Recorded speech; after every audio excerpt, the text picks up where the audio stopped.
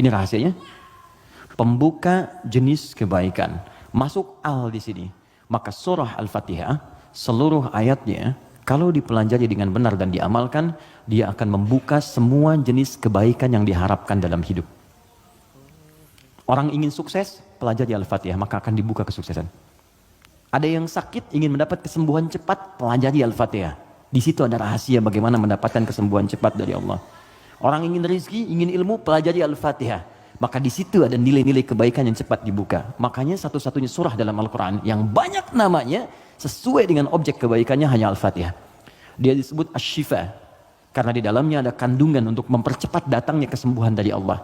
Ada kepala suku di Arab dulu tersengat kalajengking Arab.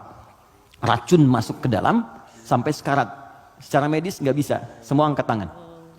Datang rombongan sahabat. Yang tadinya mampir ditolak, kemudian dikejar. Ada enggak yang bisa menyembuhkan di antara kalian? Satu orang mengangkat tangan. Kata orang ini, insya Allah, bukan saya akan sembuhkan, kalau Allah berkehendak.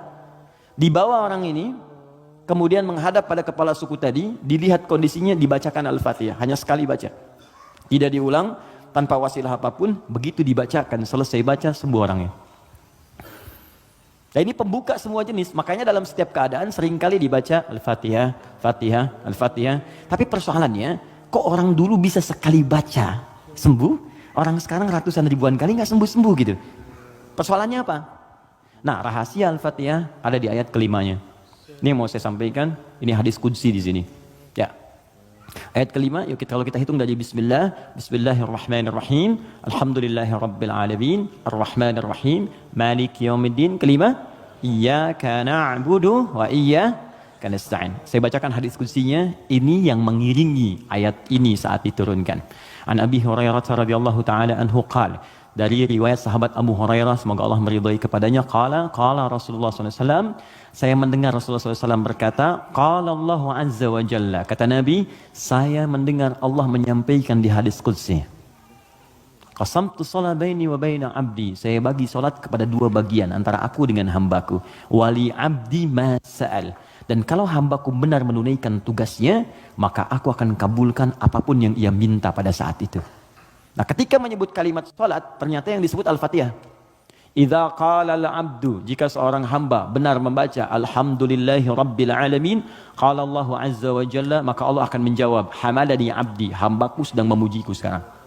Idza qala al-'abdu ar-rahmanir rahim, jika seorang hamba berkata ar-rahmanir rahim, qala Allahu azza wa jalla, Allah menjawab, asna alayya 'abdi, hambaku sedang menyanjungku sekarang.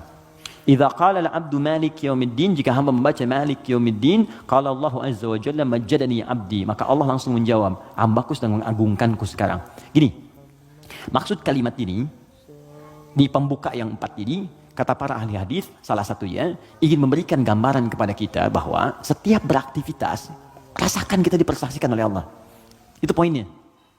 Saya ulang ya, kalau Anda ingin mendapatkan janji dari kemuliaan Al-Fatihah ini, maka rumus yang pertama, kata para pakar hadis, rasakan setiap kali kita berinteraksi, sekalipun hanya berkata itu, rasakan Allah mengawasi kita.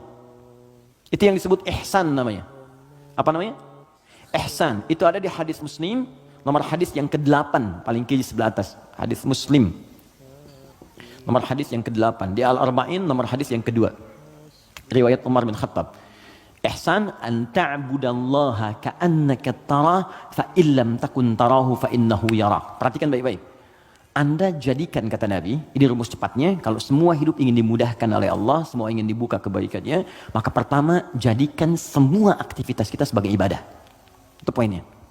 Yuk teman-teman yang kerja niatkan ibadah. Kalau Anda cuma kerja aja, jangankan Anda yang belum beriman pun kerja juga. Coba cek. Anda bisnis, dia bisnis. Bisnisnya sama dengan Anda. Anda kerja, dia kerja. Kerjanya sama dengan Anda. Di kantor yang sama, jamnya sama, pekerjaannya sama. Dia belum beriman, Anda beriman. Pertanyaan saya, yang membedakan iman Anda dengan dia yang belum beriman apa? Maka kata Nabi, mesti ada bedanya. Bedanya itu adalah, jadikan pekerjaan kita diniatkan ibadah. Itu poinnya. Makanya setiap pekerjaan kita itu pasti melekat doa di dalamnya. Untuk menjadikan pekerjaan jadi ibadah. Silahkan cek. Cuma dalam Islam ya, Dan kita hormati yang lain. Oke, jangan mencelanya apapun, kita hormati, tapi kita yakini untuk menunjukkan Islam itu agama yang benar. Cuma dalam Islam yang seluruh aktivitasnya bersanding dengan doa. Dari bangun tidur sampai tidur lagi. Coba lihat. Bangun tidur kita ada doanya nggak? Ada. Cek. Yang lain tidak. Bangun tidur kita ada doa.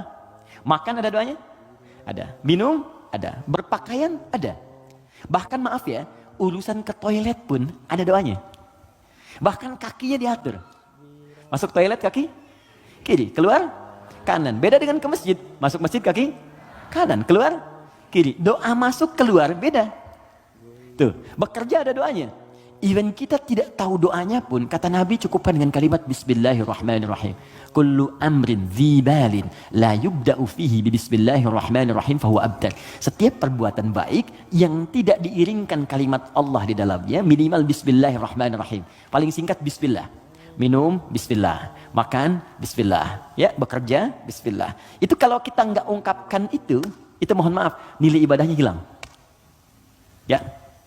Nah, apa manfaat menjadikan aktivitas kita ibadah?